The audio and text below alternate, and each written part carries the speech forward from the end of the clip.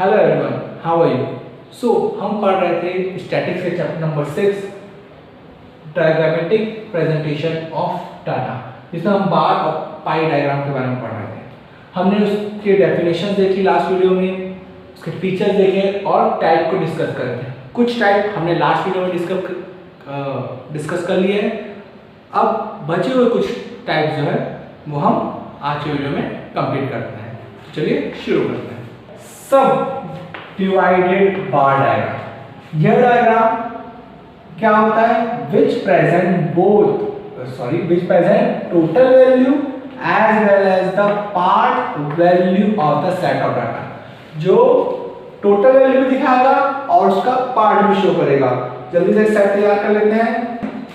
A B C set में तो set कैसे बनाना है वही अपन लोग वापस ले लेते हैं अपना बर्थ रेट, बर्थ और डेथ। ठीक है, इसका क्या करना है? जो बर्थ रेट कितना था अपना 10, डेथ रेट था 12, 15 और 10, 20 और 18 और 25, 15। ठीक है, इसका टोटल करना है। क्या करना है इसका टोटल? तो टोटल कितना होगा? 10 + 12 22, 25 और इसका होगा 38। क्लियर है? नेक्स्ट है इसका 25 + 15 40। ये टोटल आ गया। अब इसी को हमें किसमें बार ग्राफ में प्रेजेंट करना है। ठीक है, सो कैसे प्रेजेंट करेंगे? एक जगह लिख लेते हैं हम लोग जो अपना डाटा है, लिख लेते हैं ए बी सी और डी। यहाँ कहाँ तक अपना 40 तक अपना मेजर करना है ना, तो 40 तक लिख लेते हैं यहाँ पे। 10 20 30 40 और दूर दूर कर लेते हैं। ठीक है, तो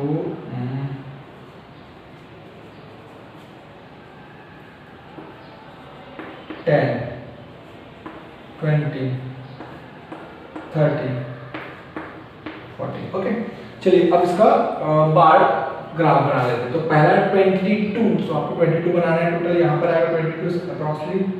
ठीक है, ये आपका ग्राफ है। ठीक है, अब 22 में 10 जो है वो क्या है?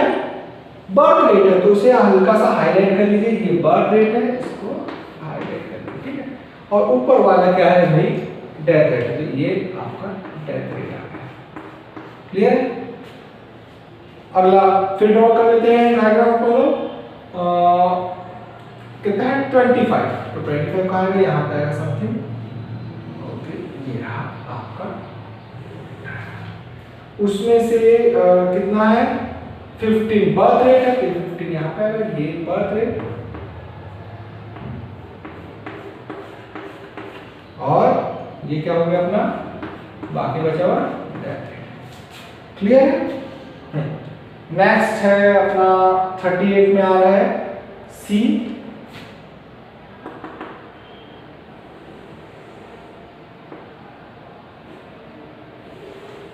ठीक है, इसमें भी कितना है? 20 बर्थ रेट है। 20 यहाँ पे बर्थ रेट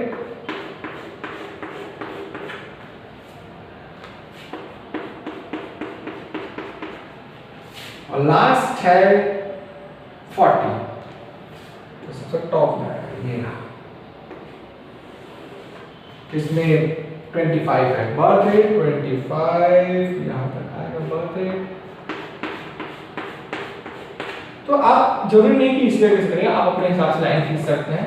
ठीक है, वही आपको वापस फिर से मेंशन करना है इन चीजों को कि हमने जो बॉक्स में लंबी लाइन है वो किसको शो कर रही है, किसको जनरेट कर रही है? डेथ को। और जो तिरछी लकीरें हैं वो किसे शो कर रही है? बर्थ। तो ये क्या कहलाता है? ये सब डिवाइडेड बार ग्राफ होता है। क्लियर है? चलिए फटाफट परसेंटेज भी देख लेते हैं। percentage bar diagram. Percentage bar diagram are the diagram which show the different part of value in the term of percentage. जो सेट के या फिर जो हमारे पास डाटा है उसके अलग अलग पार्ट को परसेंटेज में शो करता है। इसका परसेंटेज बार डायग्राम तभी यूज करना है जब हाई मैग्नीट्यूड शो करेगा। हम हाई मैग्नीट्यूड की बात करेंगे तभी इसको हमें यूज करना है। चलिए सभी साइड में लेते हैं A B C D, ठीक है।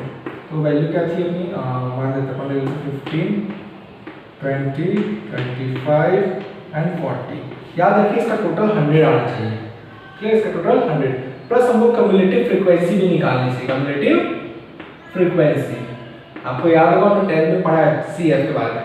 तो पहले 15 आएगा, 15 प्लस 20 35 35 प्लस 25 60 60 प्लस 40 100। आपको ऐड करते जाना है। आप लिख देता हूं ब्रैकेट में, क्लियर में 15 प्लस 20 और फिर क्या आ गया 35 प्लस 25, ओके, और यहाँ पे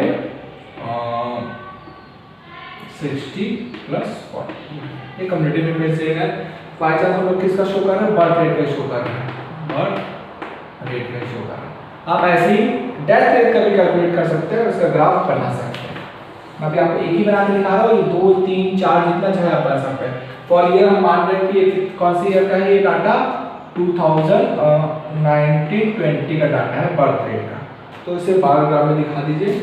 यहाँ पे हम लोग लिख लेंगे, यहाँ पे ओके बर्थ रेट है, ये ए सिंपल बात है, A B C सब इकट्ठा ही आएगा इसमें, ठीक है।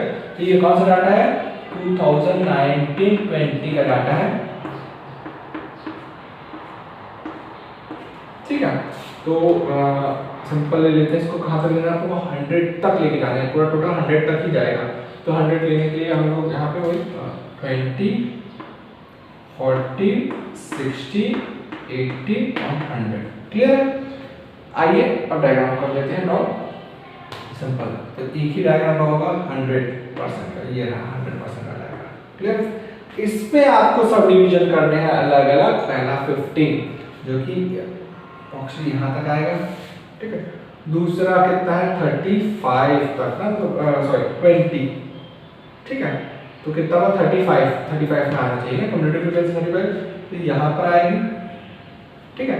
उसके बाद 60 अगली फ्रीक्वेंसी 60 कहाँ तक आएगा, यहाँ तक, और बाकी बचा हुआ 100। आप चाहो तो इसे लाइन से मेजर कर सकते हो, ये अलग लाइन, ठीक है। इसकी लाइन क्या कर दीजिए, अलग कर दीजिए, यहाँ इस तरह का खींच दीजिए। उसके बाद ये डाटा की रहता है अलग कर देते हैं, यहाँ पे अपन लंबी और यहाँ पे स्टैंडिंग। तो ये परसेंटेज शो कर देता है। आप चाहो तो अलग एक और डाटा यहाँ पे लिख करके दूसरा भी ड्रॉ कर सकते हैं जो इसी मैग्नीट्यूड का होगा, 100%, सॉरी 100% का ही डाटा होगा ये इस तरीके से, और फिर अलग अलग परसेंटेज हम बना सकते हैं। तो ये होता है परसेंटेज बार डायग्राम। वो आपको यहाँ तक क्लियर हो गया होगा। तो हम अब देख लेते हैं 5th डेविएशन बार डायग्राम। डेविएशन बार डायग्राम में क्या है, तो what is deviation bar diagram? Deviation bar diagram is a diagram used to compare net deviation of related variable, कि कितना डेविएशन आया है वेरिएबल में, इसे शो करने के लिए हम डेविएशन बार डायग्राम का यूज करते हैं। तो बाय चांस फिगर दिया हुआ है A B C D आपका साइड दिया हुआ है, और उसके स्कोर्स दिए हुए हैं।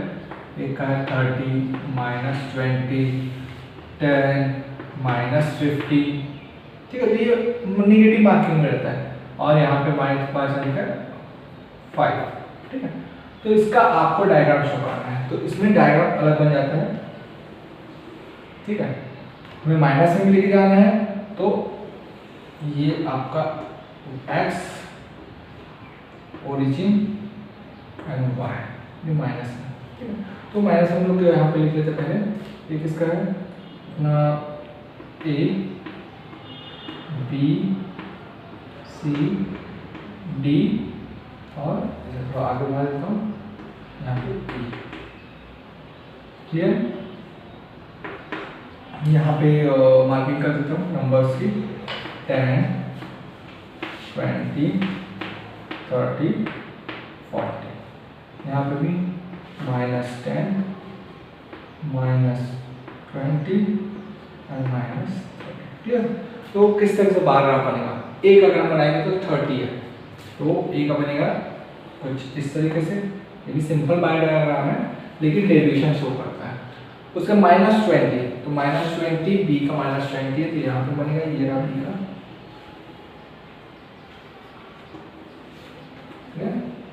उसके बाद 10, सो 10 बनेगा यहाँ पर।